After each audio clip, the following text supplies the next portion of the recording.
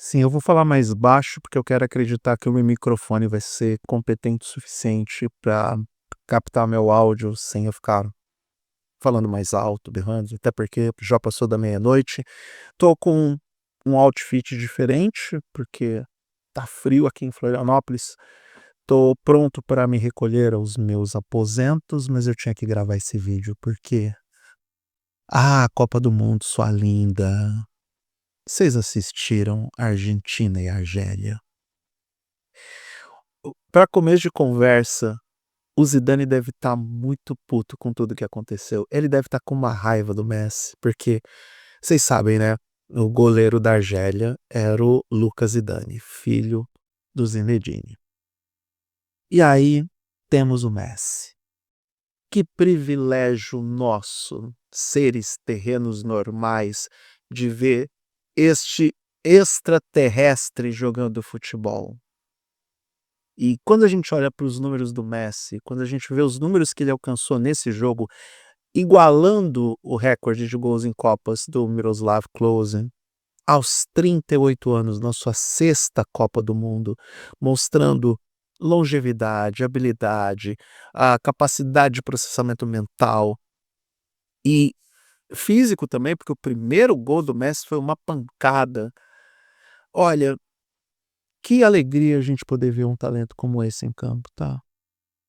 Que alegria. E que bom que quando a gente cresce, amadurece, olha para o futebol como um esporte, não apenas como uma paixão, quando a gente aliás, a gente com o tempo a gente se apaixona pelo esporte, pelo futebol como parte da nossa existência, da nossa capacidade de olhar para o todo e aprender com ele, da gente ver o que é a superação do ser humano, se bem que o Messi não é humano. Ele não é humano, ele só pode ser um alienígena. Eu prefiro acreditar que ele não é desse planeta. Que performance histórica. A Argentina, que chega ao mundial dos Estados Unidos, ou da América do Norte, Estados Unidos, México, Canadá, vocês entendem o contexto melhor do que qualquer um, porque vocês se inscreveram nesse canal. E se você caiu de paraquedas, se inscreva. Tem muito mais por aí, ainda mais com a Copa do Mundo, Fórmula 1, NASCAR, Indy, essas coisas todas.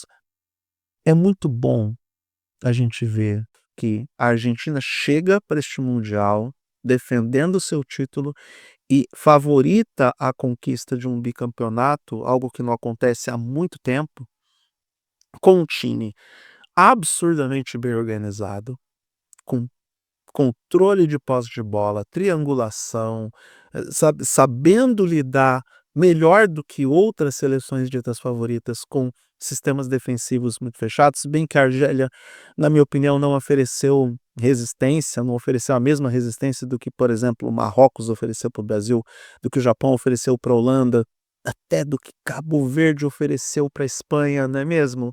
Outro jogo maravilhoso. E falando especificamente do Messi, esse cara tem tudo para ser o maior recordista em gols da história das Copas, o que seria muito mais justo do que ter o Miroslav Klose como detentor desse recorde, muito mais justo. E é incrível ver que um jogador que para muitos está no crepúsculo de sua carreira e está se divertindo horrores jogando no Inter Miami nos Estados Unidos, ajudando a promover a MLS, ajudando a promover o futebol nos Estados Unidos.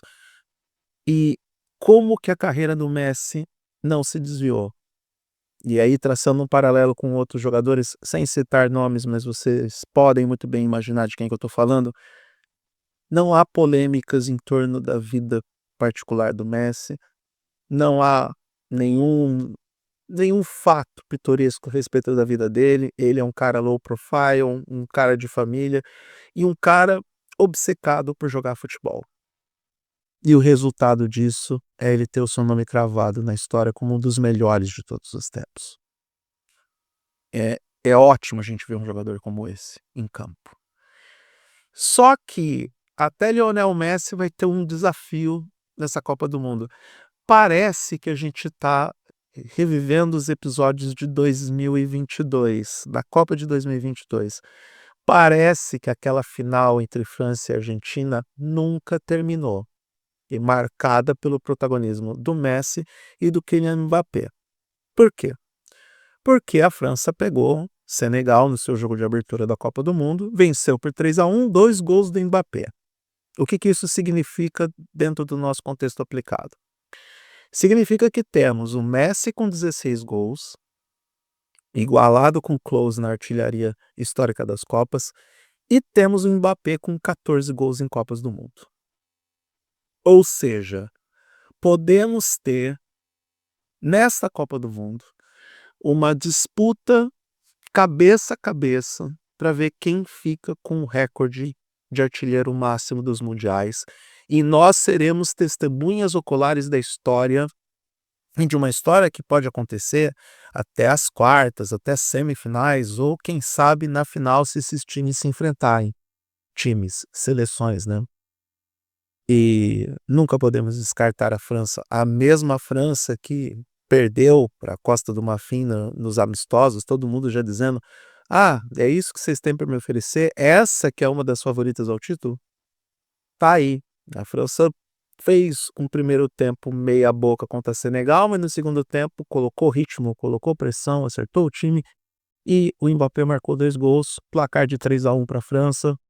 Seleção francesa muito superior, mais uma vez com um futebol de eficiência, com um futebol de velocidade, mais uma vez favorita ao título. Fiquemos de olho nos franceses. Aliás, é inevitável. Pessoas que lá vou eu me meter em confusão.